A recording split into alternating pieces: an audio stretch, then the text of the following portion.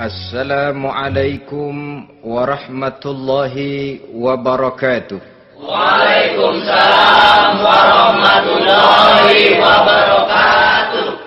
Bismillahirrahmanirrahim.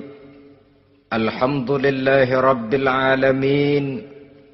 Wassalatu wassalamu ala ashrafil anbiya'i wal mursalin. Sayyidina wa maulana Muhammadin wa ala alihi wa ashabihil mujahidin at-tahirin. Amma ba'du, subhanaka la ilma lana illa ma 'allamtana innaka antal alimul hakim. La hawla wa la quwwata illa billahil aliyyil azim. Saudara-saudara kaum muslimin, terutama adik-adik para remaja dan pemuda yang saya cintai. Apabila seseorang akan membangun rumah, tentu saja dia akan mengadakan beberapa pilihan. Sejak dari memilih lokasi di mana rumah itu akan didirikan, sampai kepada menentukan bahan-bahan kualitas yang akan dipakainya, sampai kemudian kepada wujud dan bentuk rumah yang akan ditinggalinya. Demikianlah bahwa untuk membangun sebuah rumah yang hanya untuk menaungi kehidupan di dunia ini, kita mengadakan berbagai macam pilihan.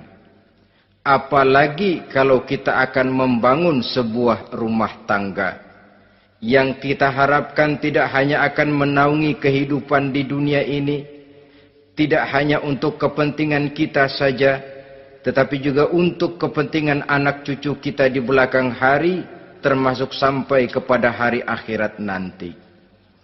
Oleh karena itu, pada pertemuan kali ini, saya hanya ingin khusus berbicara kepada adik-adik remaja dan para pemuda, bagaimana sebaiknya memilih jodoh menurut ajaran agama Islam. Dalam Al-Quran, Allah subhanahu wa ta'ala menjelaskan, Zuyyina linnasi hubbus syahawati minan nisa. Bahwa manusia, apapun jenisnya, asal dia bernama manusia, dihiasi dengan perasaan cinta kepada perempuan. Jadi sejak dahulunya, secara fitrah, laki-laki senang kepada perempuan, sebagaimana perempuan pun senang kepada laki-laki. Dihiasi rasa cinta ini dalam kehidupan manusia. Dan oleh karena adanya rasa cinta, berkembanglah segala macam persoalan. Sehingga seorang ahli cinta pernah berkata, cinta adalah 5 huruf yang membuat persoalan tidak akan pernah selesai. 5 huruf yang membuat persoalan tidak akan pernah selesai-selesai. Tetapi dalam kehidupan sehari-hari sering kita saksikan bahwa cinta ini bisa mendorong, memberikan motivasi yang baik, dan cinta ini pun bisa juga memberikan dorongan yang tidak baik. Oleh karenanya, apabila cinta itu ibarat setetes embun yang jatuh di bumi yang subur, akan tumbuhlah di atasnya aneka ragam bunga-bungaan yang harum semerbak, indah mewangi, sedap dipandang orang, menebarkan rasa aman, damai, sentosa, dan begitu selanjutnya. Tapi jika cinta itu jatuh di hati yang gersang dan tandus, tidak ada yang akan dapat tumbuh di sana selain sirih memanjat batu, kuning daunnya, lemah gagangnya.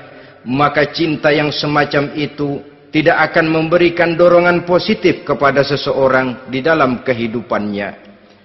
Maka lebih dahulu kita akan membicarakan cinta dalam artian yang positif ini, untuk nanti sampai kepada perempuan yang bagaimana yang harus kita cintai, atau laki-laki yang bagaimana yang harus dicintai oleh seorang perempuan. Saudara hadirin yang saya hormati, cinta dalam artian yang positif, pertama, dia selalu mendatangkan keindahan. Yang kedua, cinta itu memberikan energi atau semangat untuk berjuang. Dan yang ketiga, cinta itu selalu membawa resiko dalam bentuk pengorbanan. Maka cinta yang positif pertama melahirkan keindahan. Disinilah orang memerlukan filter atau saringan. Sebab keindahan yang didasarkan karena cinta itu merupakan satu keindahan yang relatif saja. Boleh jadi karena indah orang jadi cinta, boleh juga jadi karena cinta segala sesuatu terasa jadi indah. Namun bagaimanapun juga, kalau hati sudah diliputi oleh rasa cinta, segalanya akan terasa menjadi indah. Cinta itu adalah keindahan. Yang kedua, cinta itu energi, melahirkan dorongan dan semangat. Yang lemah bisa menjadi kuat, yang takut bisa menjadi berani, yang jauh jadi terasa dekat. Itu semua karena dorongan cinta. Dan dari energi ini lahirlah yang ketiga, bahwa cinta adalah pengorbanan. Sehingga orang berkata, berani bercinta artinya harus berani berkorban. Takut berkorban, jangan bercinta. Kalau cinta ini kita salurkan kepada nilai-nilai agama umpamanya, yang pertama, cinta mendatangkan keindahan. Kita cinta kepada agama, maka apapun yang diperintahkan oleh agama akan terasa menjadi indah. Solat akan terasa menjadi indah. Puasa terasa menjadi indah. Zakat terasa menjadi indah. Jihad pun akan terasa menjadi indah. Persis kalau kita cinta kepada seorang gadis. Jika kita cinta kepada seorang gadis, apanya saja akan kelihatan menjadi indah. Jalannya terasa indah, lenggang-lenggoknya terasa indah, suaranya merdu padahal cemprengnya bukan main. Seluruhnya akan mendatangkan keindahan karena dasarnya sudah cinta. Cinta membawa kepada keindahan. Yang kedua, cinta itu melahirkan energi. Orang yang cinta kepada agama akan lahir tenaga dan semangatnya melaksanakan ibadah, melaksanakan puasa, melaksanakan zakat, melaksanakan solat, melaksanakan haji, bahkan melaksanakan jihad sekalipun. Cinta selamanya menimbulkan energi dan semangat.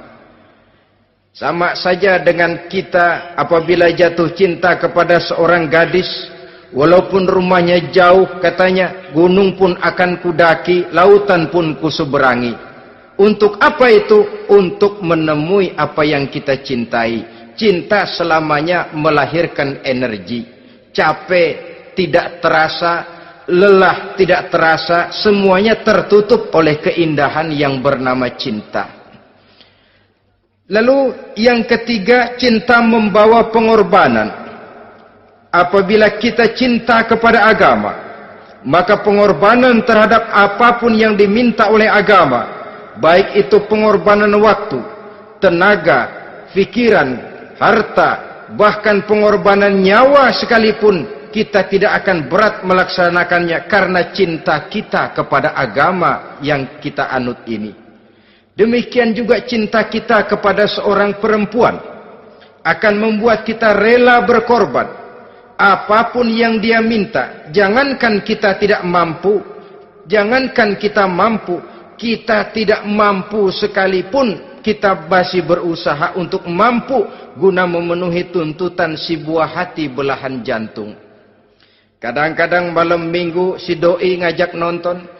Umpamanya, duit tidak ada, gajian belum, kerja enggak. Timbullah inisiatif, entah sepatu kita jual ke tukang loa, entah celana mampir dulu ke tempat lain. Yang penting kita berkorban untuk memenuhi permintaan si buah hati belahan jantung. Ketika itu pengorbanan sudah tidak kita rasakan lagi.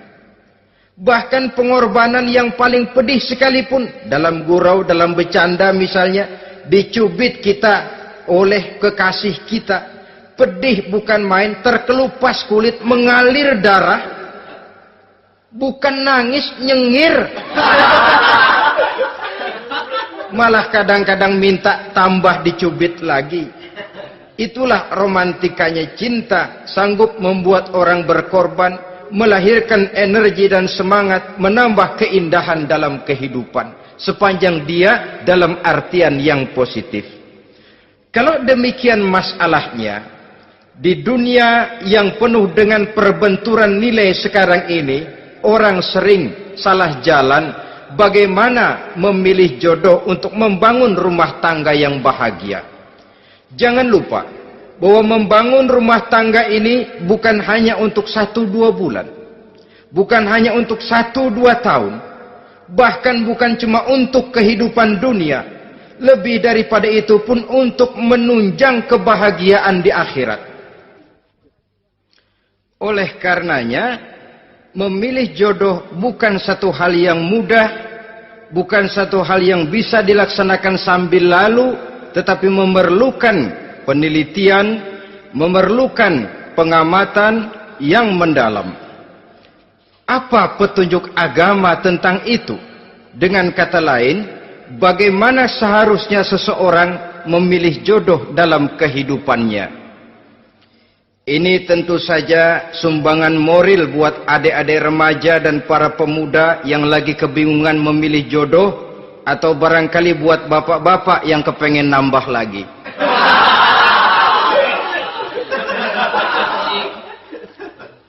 Mohon maaf kepada ibu-ibu, saya tidak menganjurkan, cuma ngajarin.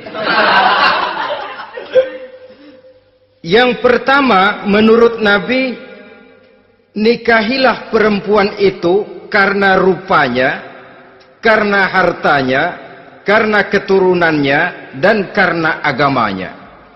Ada 4 motif utama di sini. Pertama, memilih jodoh, lihatlah rupanya.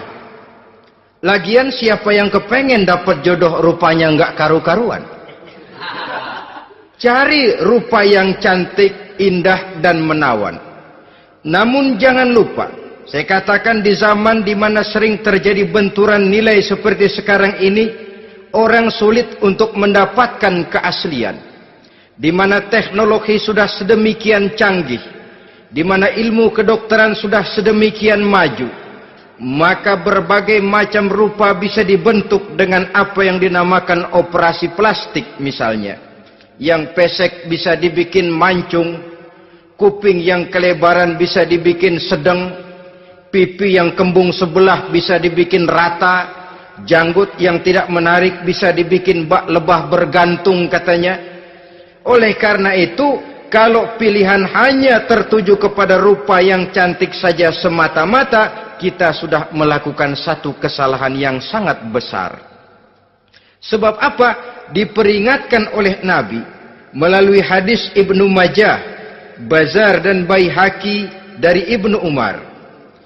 Janganlah kamu kawini seorang perempuan karena kecantikannya, sebab kecantikan boleh jadi akan mencelakakan. Jangan juga kamu kawini perempuan karena hartanya, sebab kekayaan biasanya akan mendatangkan kesombongan. Tetapi kawinilah karena agama dan akhlaknya, karena itulah yang akan membawa kepada kebahagiaan. Saudara-saudara kaum muslimin, terutama adik-adik remaja dan para pemuda, dikala usia puber, apalagi mata baru terbuka, awal balik namanya, remaja sering kehilangan filter. Pokoknya asal ngelihat rupa yang sudah lemot, denok, geboy, pikiran pun hanyut, malam terkenang, siang terbayang, tidur tak nyenyak, makan tak enak katanya, selalu terbayang wajah si doi. Dikala itu orang kehilangan pertimbangan bahwa rupa yang cantik kadang-kadang sering menipu. Diriwayatkan oleh Imam Ibnu Abbas, satu hari ketika sedang kumpul dengan para sahabat, lewatlah orang dengan potongan potongan orang kaya. Kelihatan kan, orang kaya sama orang miskin jalannya aja lain kan? Jalannya saja, jangan gaya hidupnya, jalannya saja lain. Liwat dia. Rasul bertanya kepada seorang sahabat, menurut pendapatmu bagaimana orang yang lewat itu? Kata sahabat, oh, yang lewat ini ya Rasul, kalau dia meminang perempuan pasti diterima. Kalau dia menolong orang pasti berhasil. Kalau dia ngomong pasti didengerin. Kenapa? Orang kaya. Orang kaya ya Rasul. Kalau dia minang, perempuan mana yang kagak bisa menerima kalau dipinang oleh orang kaya? Biar mukanya udah belipet kayak dompet tanggung bulan. Kalau memang duitnya banyak, nggak kelihatan tuh muka yang belipet. Yang kelihatan duit. Kalau dia nolong orang, pasti berhasil apa yang dia tolong itu. Kalau dia ngomong, pasti didengerin orang. Walaupun omongannya biasa-biasa saja. Kenapa? Orang lihat penampilannya. Sudah, ketika orang itu lewat, beberapa lama kemudian lewat lagi seseorang yang kelihatannya miskin. Rasul tanya lagi, kalau orang ini, bagaimana pendapat kamu? Wah, potongan begini sih Rasul. Kalau dia minang, orang tolak. Siapa yang mau kawin sama kere begini? Kalau dia nolong orang, pasti nggak berhasil. Kalau dia ngomong, kagak bakalan ada yang mau dengerin. Siapa yang mau dengerin orang susah ngomong? Setelah orang itu lewat, apa kata Rasul? Orang yang terakhir, yang lewat ini, yang barusan lewat, jauh lebih baik dari yang pertama yang lewat tadi. Jauh lebih baik. Maksud dari ucapan ini, Rasul sebenarnya mendidik para sahabat jangan tertipu oleh penampilan. Sebab penampilan tidak selamanya mencerminkan keaslian. Apalagi di zaman sekarang, salon di mana-mana bejibun. Alis mata bisa dibikin, pipi bisa dicat. Yang pinggir kuning, yang tengah merah, di sebelah merah ada yang kehitam-hitaman, persis orang kepentok tiang listrik.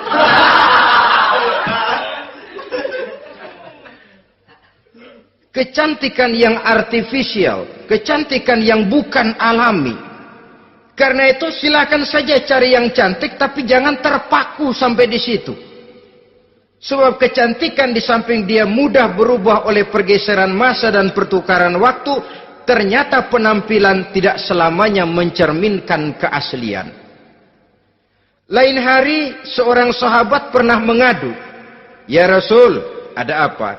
Inna imra'ati la turaddu yadul lamis." Ya Rasul, istri saya tidak pernah menolak tangan orang laki yang menjamahnya, mengajak salaman kepadanya. Apa jawab Rasul? Ceraiin aja. Tapi hati saya berat ya Rasul, saya cinta betul sama dia. Ya kalau hatimu berat, jaga dia baik-baik. Nah, dari riwayat ringkas ini kita ambil satu perbandingan. Memang punya istri berwajah cantik itu kadang-kadang si malakama kalau imannya tidak kuat. Si malakama. Kita diemin aja, binal, makan hati, nggak aman, nggak tentram. Jangan-jangan saya berangkat ke kantor, dia ngompreng. Buah si malakama, seperti orang tadi, ya Rasul. Istri saya kelihatannya sebenarnya tidak negatif maksudnya ini, cuma bersalaman, tapi terlalu ngobrol. La turaddu yadul lamis, tidak pernah menolak orang yang ngajak salaman. Ya sekedar salaman. Tapi kan awalnya dari salaman. Kalau sudah salaman kan strum bisa ngederdet dari tangan situ. Kata Rasul sederhana saja. Ya kalau memang begitu ceraiin. Saya nggak kuat Rasul. Saya cinta betul sama dia. Kalau kau tak kuat berpisah dengan dia, jagalah dia baik-baik. Ajar, didik, tanamkan rasa keagamaan di dalam hatinya. Saudara-saudara kaum muslimin, jadi rupa yang cantik tanpa didasari oleh nilai-nilai agama akan membuat seorang suami di rumah tangganya seperti si malakama. Seperti berhadapan dengan buah si malakama kalau tidak diiringi dengan nilai-nilai moral yang luhur dan bekal agama yang tangguh. akan pergi jauh dari rumah rasanya tidak aman, sedangkan di rumah saja siapa yang akan mencari nafkah, dan begitu selanjutnya. Orang tadi jelas berhadapan dengan buah si malakama, didiamkan, makan hati. Sebab maaf, kalau seorang suami sudah tidak punya rasa cemburu terhadap istrinya, itu kan yang disebut dayus. Dan dayus itu jangankan masuk surga, bau surga saja dia tidak dapat. Tapi cemburu dalam artian bukan cemburu buta, cemburu dalam artian yang wajar. Dia cemburu, akan dikerasi takut kalau istrinya minta cerai, sedangkan dia cintanya sudah kadong medok bener. Si malakama jadinya. Nah, ini juga satu riwayat yang memberikan gambaran kepada kita. Pilihan, silakan cari rupa yang cantik saja. Cari yang cantik. Tapi kalau itu dijadikan motif utama tanpa dasar-dasar agama, saya khawatir nanti rumah tangga kita akan berhadapan dengan buah si malakama. Jadi adik-adik remaja, usaha, ikhtiar, cari yang cantik, yang kira-kira nggak membosenin, supaya kita betah tinggal di rumah, supaya kita merasa ada tempat berbagi rasa, ada tempat kita bernaung. Sebab kalau nyari bini sebini-bininya mah, ya jodoh di tangan Tuhan, kagak usah nyari juga ntar datang diri umpamanya. Iya, kalau yang datang peot. Orang harus berusaha, walaupun pada akhirnya jodoh toh memang ditentukan Allah. Kan 3 hal yang kita tidak bisa menentukan itu katanya. Maut, rezeki, jodoh. Itu yang masuk mysterious problem. Problem yang misterius. Maut, misterius. Kapan kita mati, kita sendiri tidak tahu. Tahun depan, 50 tahun lagi, 100 tahun lagi, tidak pernah seorang pun diberitahu. Tapi yang pasti dia bakal datang. Kapan dan di mananya, kita tidak tahu. Bisa di rumah, bisa di masjid, ya alhamdulillah. Bisa di majelis taklim, syukur. Bisa di medan perang membela agama, bagus. Pasti dia akan datang. Maut, mysterious problem. Sesuatu yang kita tidak tahu kapan datangnya. Rezeki, gitu juga. Sehingga orang sering bilang, rezeki katanya kayak bayangan. Kita uber-uber, dia lari. Kita diam, dia mah diam. Setengah mati kita uber-uber. Emang ukuran segitu? Segitu aja. Begitu kita nggak ngapa-ngapain, datang yang bawain rezeki. Namanya rezeki itu mysterious problem.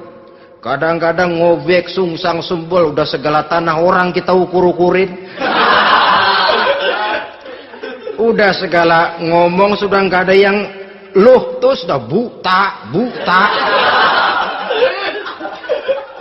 Tapi memang bayangan, kalau belum rezeki ya belum. Kadang-kadang nyari kode sampai tidur di kuburan. Belepotan tanah kuburan loh. Yang aneh lagi kadang-kadang orang gila ditanyain. Allahu Akbar, ini kode-kode zaman sekarang ini. Sampai orang waras nanyain orang gila itu gimana itu. Ini sudah efek yang betul-betul negatif. Sudah jelas orang gila kok ditanya. Apa kira-kira yang nanya nggak lebih gila dari yang gila itu?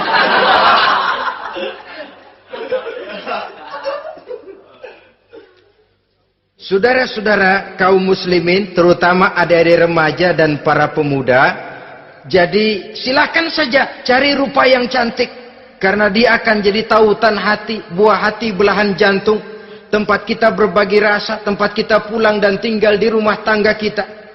Tapi hendaknya kecantikan rupa itu diiringi juga dengan kecantikan budi. Karena itu cari rupa yang cantik. Ini pilihan utama. Yang kedua, kata Nabi, harta, cari yang kaya. Tetapi jangan lupa, jangan dijadikan pilihan utama. Karena kekayaan sering mendatangkan kesombongan. Apalagi kalau seorang pemuda mendapat istri orang kaya. hidupnya dimodali oleh istrinya, maka biasanya wibawanya sebagai seorang suami akan hilang. Akhirnya komando di tangan istri. Dikala itulah suami tidak lebih daripada prajurit yang taat kepada komando istrinya. Padahal menurut konsep Quran, ar-rijalu qawwamuna 'alan nisa, laki-laki diciptakan sebagai pembimbing bagi perempuan. Kalau nanti suatu saat terjadi benturan, sedangkan modal diberikan oleh istri, terjadilah pengungkitan. Kata istrinya apa? Lu jangan bertingkah, lu kan kawin sama gue modal lu kolor doang.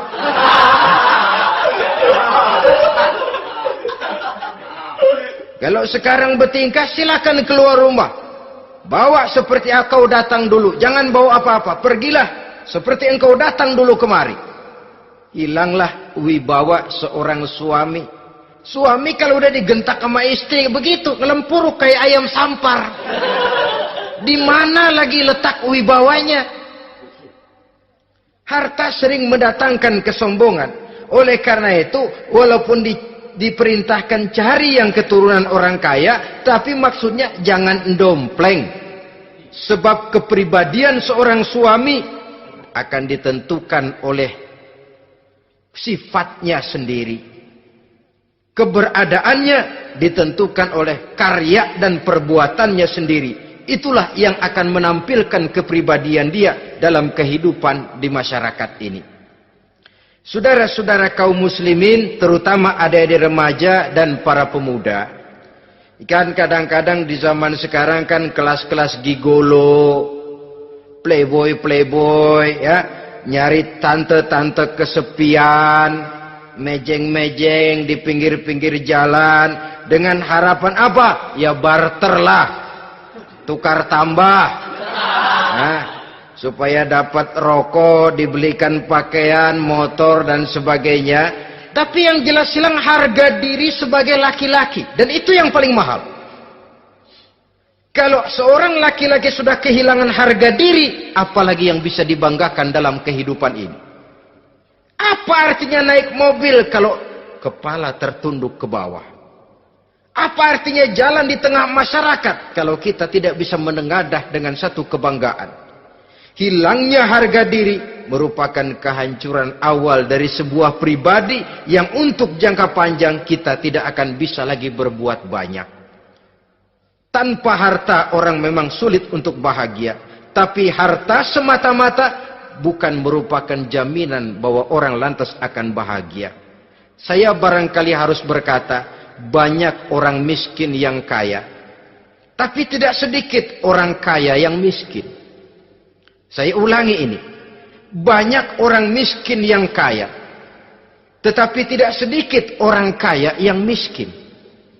Nah, bagaimana pengertiannya? Orang miskin yang kaya, materinya sederhana, peralatan rumah tangganya sederhana, tapi hatinya kaya. Oleh karena hatinya kaya, jiwanya lapang.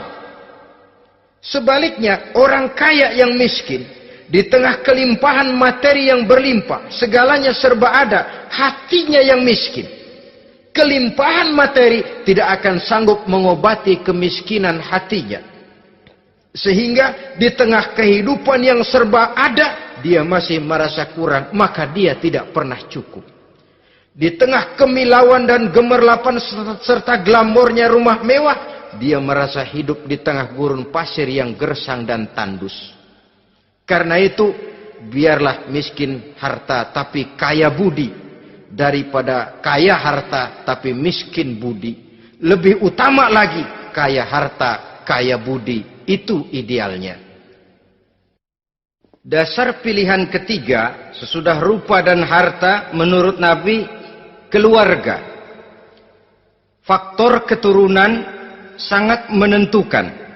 Pepatah mengatakan buah apel akan jatuh tidak terlalu jauh dari pohonnya. Biasanya kalau bapak kalong anak kampret. Bapak nyolong, anak nyopet. Itu fotokopi. Saudara-saudara, sungguh pun demikian, faktor keluarga bukan merupakan yang paling dominan. Karena segalanya memang bergantung kepada hidayah dari Allah Subhanahu wa ta'ala. Kalau hidayah datang, bisa saja anak maling bisa jadi kiai. Kalau hidayah datang, bisa saja anak nabi malah ikut bersama orang-orang kafir. Pada akhirnya orang mau besar atau tidak, bukan dengan jalan menyempeng kepada keturunan orang lain, tapi ditentukan oleh kepribadian dirinya sendiri. Tidak bisa kita menjadi besar dengan menyebut kebesaran orang lain. Itu sebabnya dicontohkan oleh Imam Ali pada saat beliau berkata, "Laisal fata may yaqulu kana abi, walakinnal fata may yaquluha anadha." Anak muda yang gentleman adalah anak muda yang berani berkata, "Inilah saya." Bukan anak muda yang membanggakan leluhurnya. Ini kan zaman sekarang ini lagi ngetop-ngetopnya lagu-lagu cengeng katanya dah. Sebenarnya menurut saya bukan cuma lagu cengeng yang jadi masalah. Lagu cengeng cuma satu efek dari sikap yang lebih utama dari itu, yaitu mental cengeng. Kalau mental sudah cengeng, apapun yang kita lakukan akan jadi cengeng. Tidak cuma lagu, kebudayaan yang lahir akan kebudayaan cengeng. Jadi pengusaha cengeng. Jadi pejabat cengeng. Jadi kiai cengeng. Kenapa? Mental cengeng. Di antara mental cengeng itu apa? Mengandalkan fasilitas atasan. Kalau tidak ada fasilitas dari atas, lantas tidak bisa berbuat apa-apa, cengeng. Menjadi besar bukan karena karier pribadi, tapi karena nasib katrolan. Itu pun termasuk mental cengeng. Sedikit gagal, bagaimana sedikit jalan buntu, sedikit deadlock, lu ngapain lu melulu? Saudara hadirin yang saya hormati, jadi lebih penting dari sekedar lagu-lagu cengeng, saya malah lebih suka bicara mental cengeng ini. Mental yang cepat putus asa. Mental yang tidak mau mengeluarkan usaha maksimal. Mental yang hanya mengandalkan fasilitas. Sedangkan pribadinya tidak lebih daripada pribadi sumuhun dawuh, pribadi kulo nuwun, pribadiku maha juragan wae, pribadi oke bos, pribadi asal bapak senang. Bukankah itu semua merupakan cermin dari mental-mental yang cengeng, yang untuk jangka panjang tidak akan pernah menguntungkan daripada pembangunan bangsa dan negara yang kita cintai ini. Seseorang mau besar atau tidak, bukan dengan jalan menyempeng kepada kebesaran orang lain. Bahkan Syauqi dalam sebait syairnya yang lebih tegas mengatakan, wa syarrun nasi zu khumulin iza fakhartahum zakarul jaduda wa syarrun nasi wa khairun nasi zu syarafin qadimin aqama li nafsihi syarafan jadida. Generasi yang paling jelek adalah generasi pemalas. Kalau kelihatan orang lain lebih hebat dari dia, disebut-sebutnya kebesaran nenek moyangnya. Dia sendiri nggak punya prestasi apa-apa. Kerjanya cuma ngandeli babe. Kerjanya cuma menggelayuti fasilitas orang tuanya. Tanpa itu, dia tidak akan punya nilai dan harga sama sekali. Ini generasi paling jelek. Kalau orang lain kelihatan lebih hebat, dia sebut nenek moyangnya. Lo sih belum apa-apa lo, baru kopral lo. Engkong gua no, komandan Hansip. Engkongnya yang disebutin. Dia sendiri tidak punya prestasi apa-apa. Jadi silahkan saja cari gadis dari keturunan keluarga yang baik-baik. Tapi jangan jadikan tendensi utama, jangan dengan niat untuk menyempeng kepada kebesarannya. Tapi paling tidak dengan niat agar mudah-mudahan dari benih yang baik ini akan lahir keturunan-keturunan yang baik pada akhirnya nanti. Itu yang kita harapkan. Bukan lalu dengan pertimbangan, weh, mertua gue bos nih, kali aja begitu gue kawin aja mampus.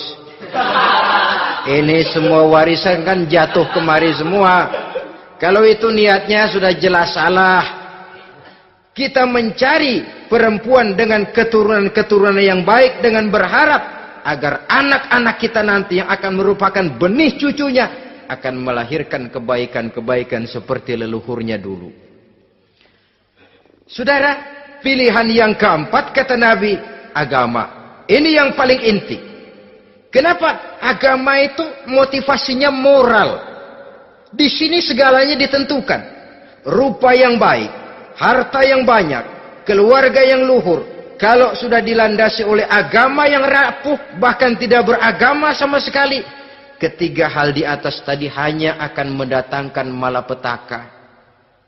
Sekarang kan kita tertipu oleh penampilan, padahal penampilan belum tentu kenyataan. Di jalan-jalan kita akan lebih terpesona melihat gadis pakai miniskirt di atas lutut ketimbang kita melihat gadis-gadis yang pakai jilbab. Kalau sudah pakai jilbab keliwat, yang usil banyak banget, bau sorga nih. Bau sorga katanya. Tapi kalau sudah yang pakai miniskirt itu yang lewat, itu dari ujung ke ujung mata kagak mau kedip. Laler nemplok di mata kagak dirasain. Kita terpesona oleh penampilan zahir, padahal penampilan belum tentu memantulkan hal yang sebenarnya. Tapi memang itulah watak manusia. Watak manusia, saya katakan manusia tanpa kecuali. Tetapi bergantung kepada pemikiran jangka pendek atau jangka panjang. Kalau jangka panjang yang kita pikirkan, ya tentu kita tidak akan mudah terpesona oleh hal yang zahir. Sampai-sampai Quran sendiri mengatakan budak yang hitam legam tapi beriman itu lebih baik daripada orang-orang musyrik walaupun cantik, denok, lemot, geboy. Ada lagi nggak bahasa yang lebih dari itu? Cantik, denok, lemot, geboy, bahenol, nerkom. Tapi kafir masih lebih baik budak yang hitam legam sekalipun. Kalau dia beriman. Kenapa? Rumah tangga untuk jangka panjang. So itu Islam tidak membolehkan kawin campuran dengan lain agama.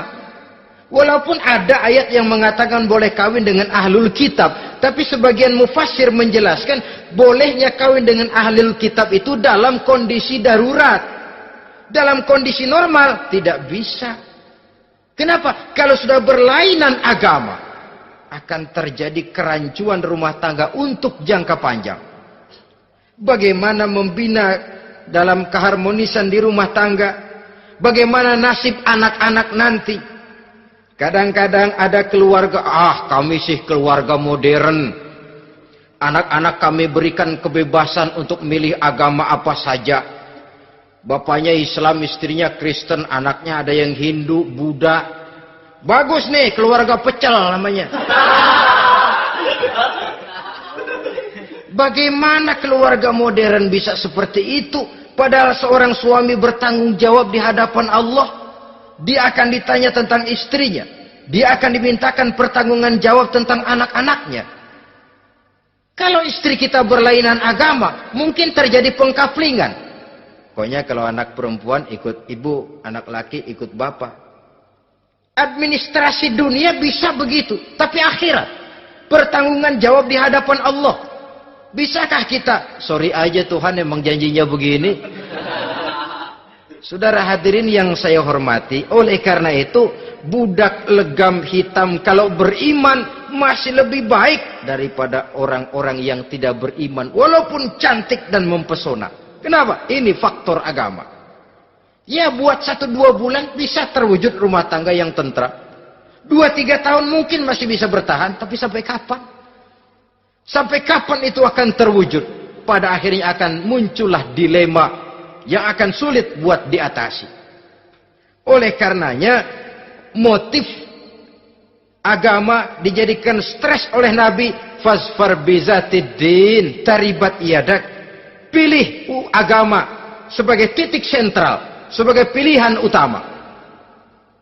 Kalau agamanya kuat, walaupun rupanya sederhana, tapi karena nilai agamanya kuat, dia bisa menyenangkan hati suaminya.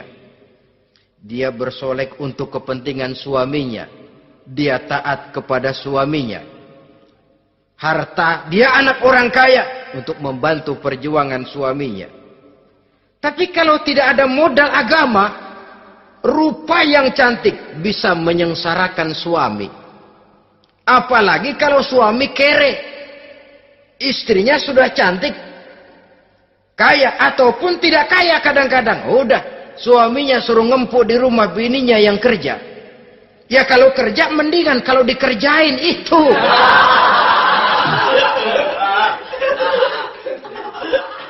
Itu yang repot. Saudara hadirin yang saya hormati, dan ini bukan satu dua kasus. Alangkah malangnya kalau sudah terkena hal seperti itu. Akhirnya seperti pengaduan sahabat kepada Rasul tadi. Mau diceraiin, cinta saya udah medok benar Rasul. Enggak diceraiin, hati saya ngebet, pegel. Si malakama akhirnya. Jadi oleh karenanya agama. Kalau dia cantik, walaupun miskin, agamanya kuat, dia bisa memelihara kehormatan diri. Dia kaya, agamanya kuat, hartanya disalurkan di jalan Allah. Karena itu, agama jadikan pilihan utama. Dan ukuran agama itu bukan cuma jilbab loh.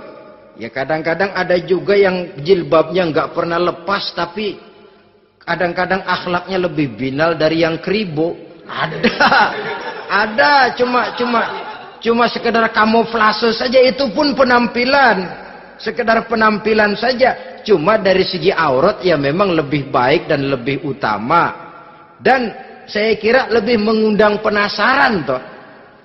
Duren kalau udah dibuka kan kelihatan isinya, emang udah begitu, udah. Tapi kalau masih rapat, itu yang rasanya kita pengen buka. Timbul tantangan, gue pengen tahu isinya. Rasanya juga begitu. Sama saja dengan baju, kalau dibungkus rapat di plastik, ditaruh di etalase, adanya di toko mau serba ada, tahu kita barang mahal nih. Biar punya duit, kita mau nawar ragu-ragu, takut nggak cukup.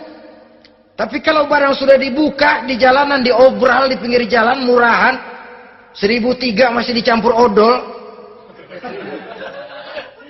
Yang begitu sih biar nggak punya duit, kita berani banget tanya, nawar, megang lagi nyemek. Berat duit nih bang. Kenapa? Barang sudah terbuka. Jadi saudara-saudara, syukur kalau keempat-empatnya ini jodoh terkumpul dalam jodoh yang saudara cari. Sudah rupanya cantik, kaya, keturunan orang baik-baik, agamanya kuat. Nah, surga dunia tuh. Yang begitu cari. Kalau ada yang begitu, saya juga mau nambahin satu lagi.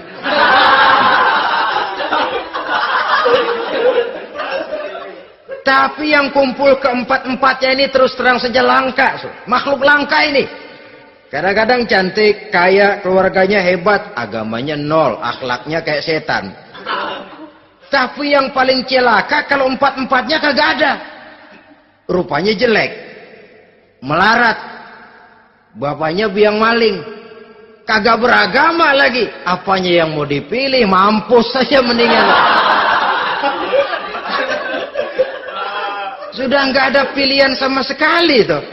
Sudah nggak ada pilihan sama sekali. Saudara hadirin yang saya hormati, terutama adik-adik remaja. Nah, lalu apa motivasi agama dalam pembinaan ini apa? Agama ini kan memberikan contoh bahwa perempuan yang baik itu, yang kita ingin jadikan dia sebagai ideal dalam pencarian jodoh, tandanya 3. Iza ra'aitaha saratka, kata Nabi. Kalau dipandang, dia bisa menggembirakan kamu. Kan ini yang penting buat seorang suami. Kalau saudara nanti jadi suami, punya istri yang jadi partner setia mendampingi suaminya. Kalau dilihat, nggak membosenin. Kenapa? Dia berdandan untuk nyenangin hati suaminya. Enggak bosenin. Kan kadang-kadang ada bini kalau kita pulang demok aja fotonya.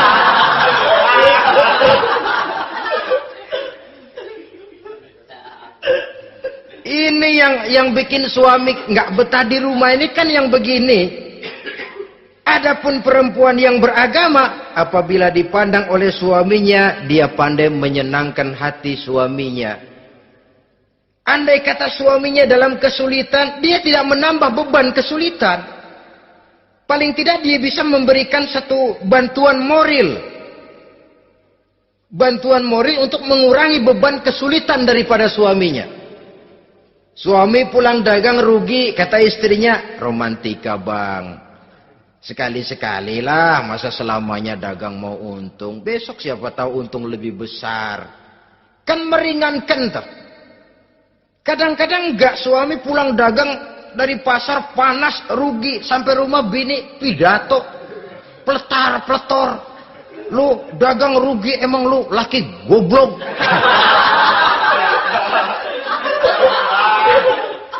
Sudahlah di pasar rugi, di rumah digoblok-goblokin. Ini nanti kena penyakit broken home yang begini ini. Padahal kesuksesan di kantor, kesuksesan di pasar, kesuksesan di medan tugas selalu dimulai dari kesuksesan dan ketenangan dari rumah tangga. Dia berhias untuk kepentingan suaminya, tidak terlalu berlebihan, dan suaminya pun pandai menghargai istrinya dengan kata-kata yang menimbulkan gairah dan semangat. Oleh istrinya bersorak, kamu makin cantik saja. Jangan juga kadang-kadang suami ketus. Ngelihat dasu pulang kantor, lihat suaminya, istrinya dandan rapi, tumben lu mau bekasin apa? Mau bekasin katanya. Artinya apa ini? Pandai mengembirakan, bisa tenggang rasa, bisa berbagi rasa. Sehingga suami merasa ada tempat dia bertukar pikiran. Ada tempat dia membicarakan persoalan. Dialog dalam kehidupan berumah tangga itu sangat diperlukan. Iza ra'aitaha sarratka, kalau dipandang dia sanggup mengembirakan kamu. Dikasih uang 500 senyum, 5.000 pun ketawa. Menggembirakan. Dia bisa taruh kata hatinya kesel, tapi mulutnya senyum. Nah ini yang sulit ini. Senyum tapi kesel, kesel tapi senyum. Kadang-kadang istri itu kan kalau sudah kesel, suami pulang nggak bisa dia menyembunyikan kekesalannya. Dari jauh suami sudah lihat ini yang nyambut, ini bemo ini. Udah monyong, serem. Saudara hadirin yang saya hormati, yang kedua, bila diperintah dia taat. Ini pengaruh agama. Sehingga Nabi mengatakan, "Lau amartu li ahadin ayyasjuda ila ghairiha, la amartul mas'ada la amartul mar'ata litasjuda ila zawjiha likibari haqqihi 'alaiha." Andai kata saja boleh aku memerintahkan manusia untuk sujud kepada sesama manusia, pastilah aku perintahkan perempuan untuk sujud kepada suaminya. Kenapa? Karena besar hak suaminya kepada dirinya. Untung sujud kepada manusia tidak boleh. Andai kata boleh, perempuan disuruh sujud sama suaminya. Ini tidak perlu sampai sujud, cium tangan saja minta ridho suami. Kadang-kadang perempuan sekarang berat. Paling banter setahun sekali lebaran doang. Laki pulang sembahyang tubruk, cium tangan, minta redo, nangis segala macam. 3 hari habis lebaran, beras habis, monyong aja lagi.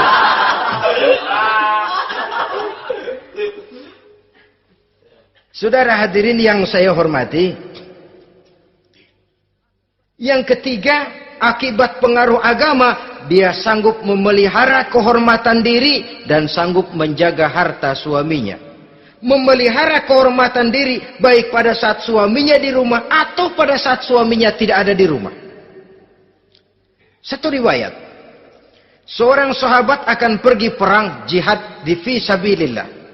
Ketika mau berangkat dia bilang kepada istrinya, saya mau berangkat perang. Kalau saya belum pulang kamu jangan keluar rumah. Baik bang. Pergi istrinya. Pergi suaminya jihad. 1 minggu, 2 minggu berlalu belum juga pulang.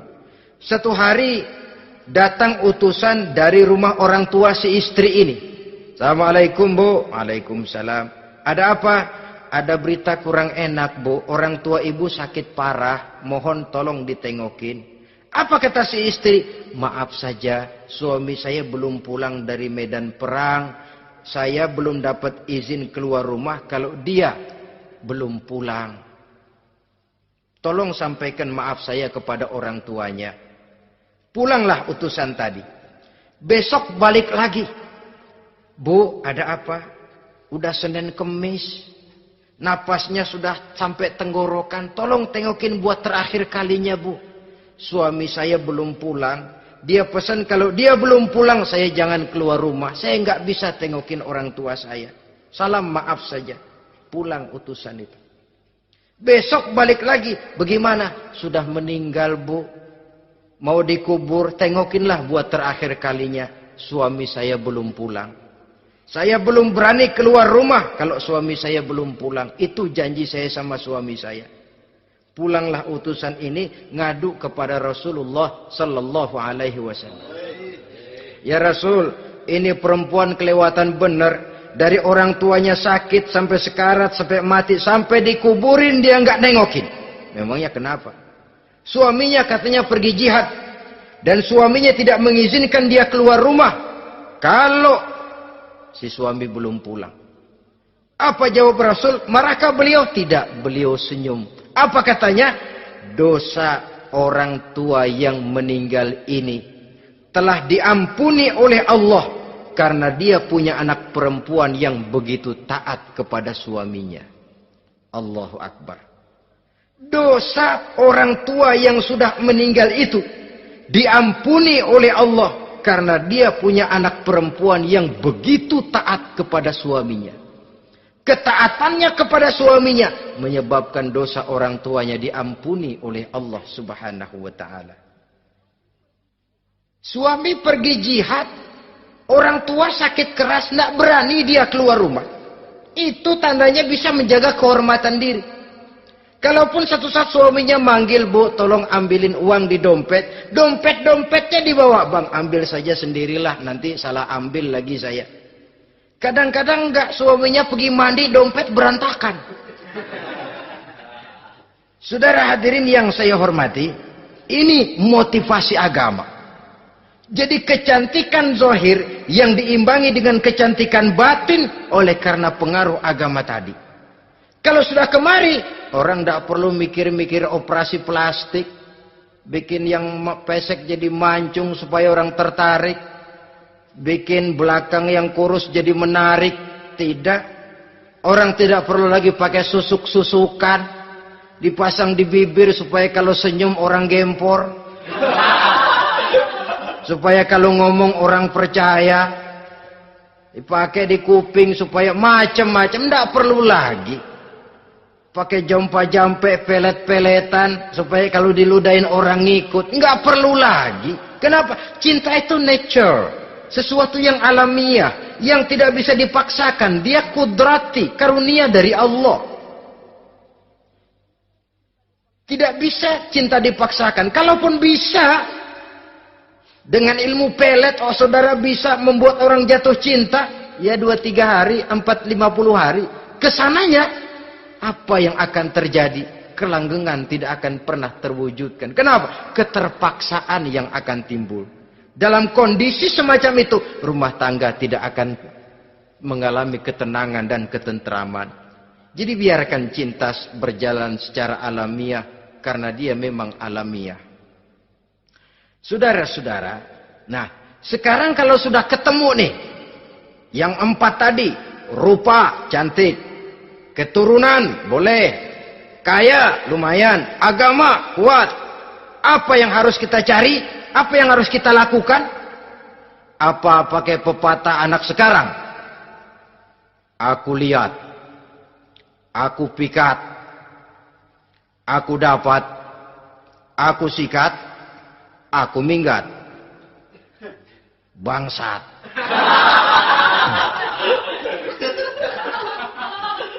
Itu kan ada moto cinta kilat begitu tuh. Cinta kilat katanya. Aku lihat, aku pikat, aku dapat, aku sikat, aku minggat. Bangsat. Atau kita harus hanyut dalam arus free love, free sex, samenleven, eksperimen dulu?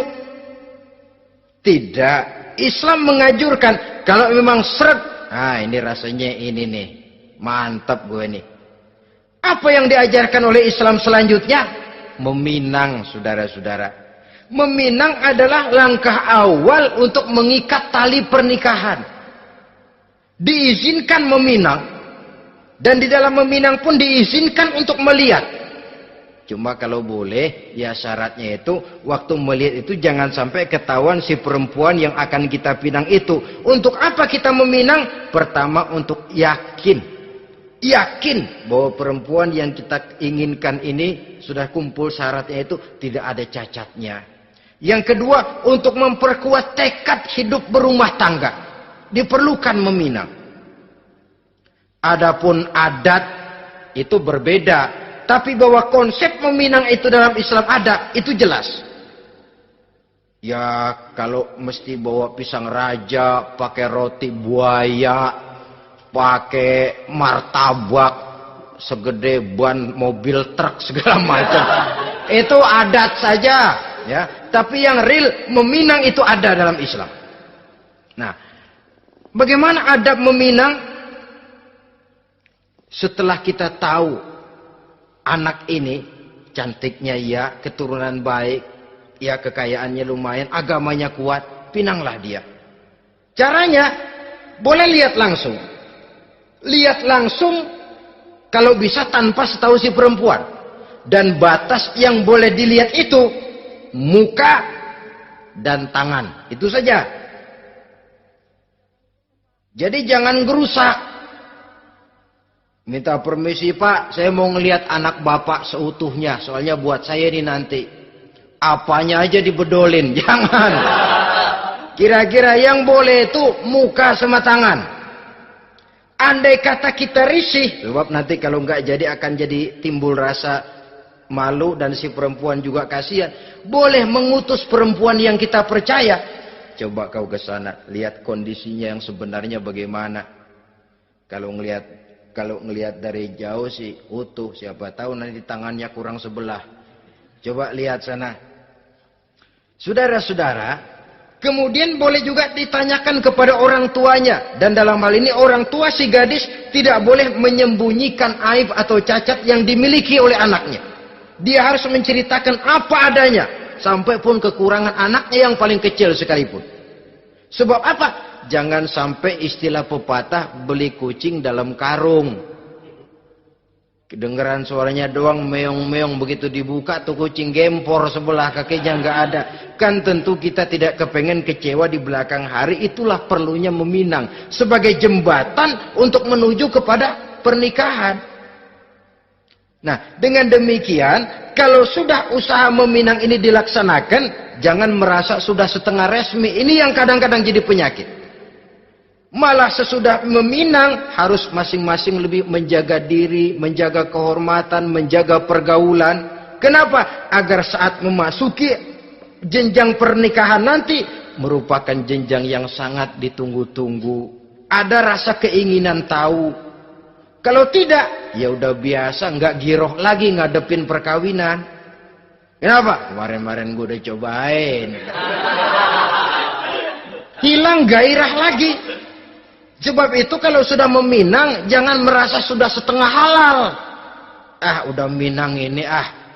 Kadang-kadang orang tua juga konyol. Sudah dipinang, diumbar. Lu bawa kemana keda lu udah pinang?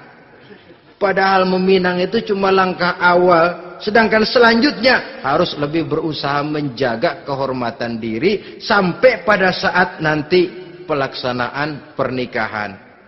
Nah, saudara-saudara, terutama adik-adik remaja dan para pemuda, walaupun agak sekilas memang karena terbatasnya waktu pada pertemuan ini, mudah-mudahan bisa memberikan gambaran yang sepintas tentang bagaimana sebaiknya kita memilih jodoh di dalam membina rumah tangga yang bahagia. Semoga ada manfaatnya. Terima kasih atas segala perhatian. Mohon maaf atas segala kekurangan. Usikum wa nafsi bitaqwallah. Wassalamualaikum warahmatullahi wabarakatuh.